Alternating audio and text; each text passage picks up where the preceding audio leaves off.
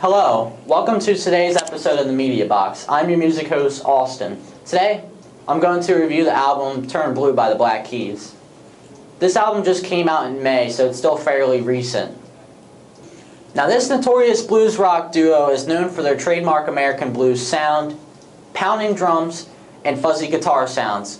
They first hit the mainstream nerve when their album Attack and Release came out, making hits such as I Got Mine and Strange Times for all you people who have liked them since the big come up. Their new album starts off with the track Weight of Love. The track starts off with an acoustic guitar and bells, which makes it notable as one of the few tracks that has a noticeable bass guitar. Now, this song is an obvious love song, and the backing vocals give this song a lot of power with its hard-striking vocals and guitar solos. The one part I don't like is the filler at the end of the song. That has no use being there. The album's next track is In Time, which has what almost sounds like a metronome. The part that I found very off-putting to this track is the beginning that has guitarist and singer Dan Auerbach's voice in the beginning isn't really needed.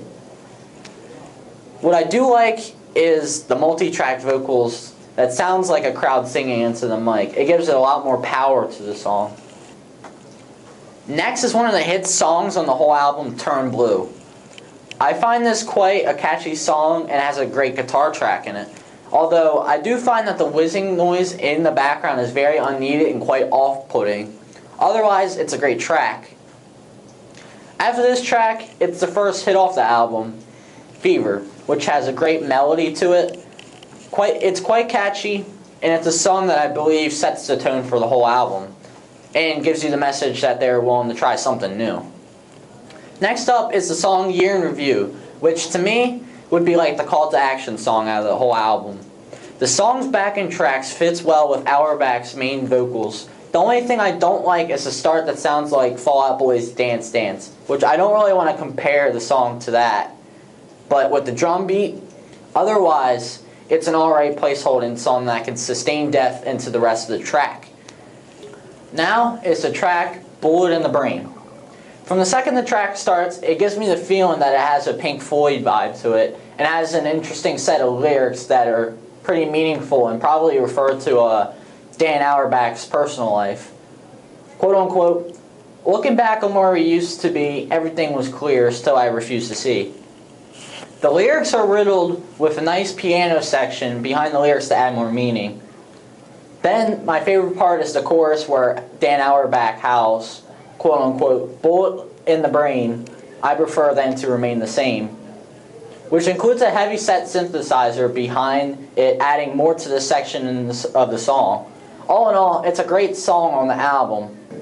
The following song is a song called It's Up to You Now, which gives me the feel that they took this song that was not on their first album, The Big Come Up, and add their new acclaimed Fame lifestyle to it. Although this sounds bad, it's not as half bad as I'm making it sound.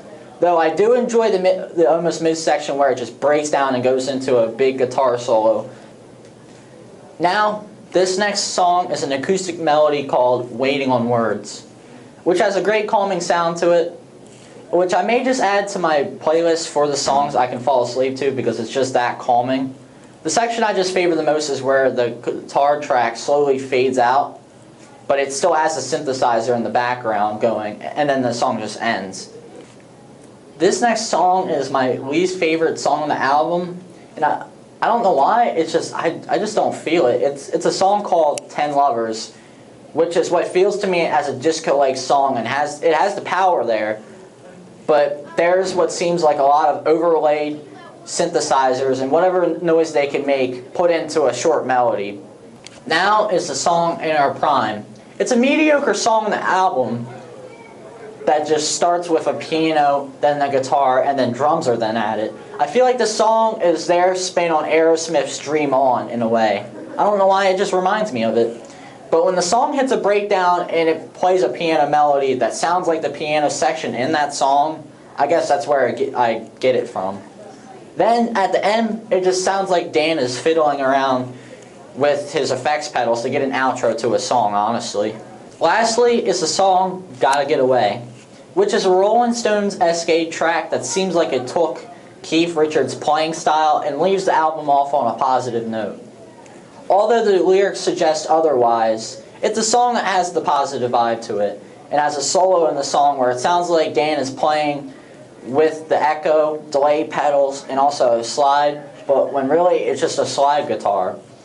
In conclusion, this album has the tracks that show the true power of the album, such as Fever, Turn Blue, Bullet in the Brain, and Gotta Get Away, which are songs that are made to be classic-like, and has its powerful new sound qualities to what used to be the Black Keys bluesy sound that many are used to. And I guess this is why the album got a lot of criticism, because they changed up their sound a lot. Overall, I give this album a 7 out of 10. That is it for today's music review of the Black Keys' latest album, Turn Blue. I'm your music host, Austin, and be sure to check out other videos as we will be posting them up weekly. Ciao.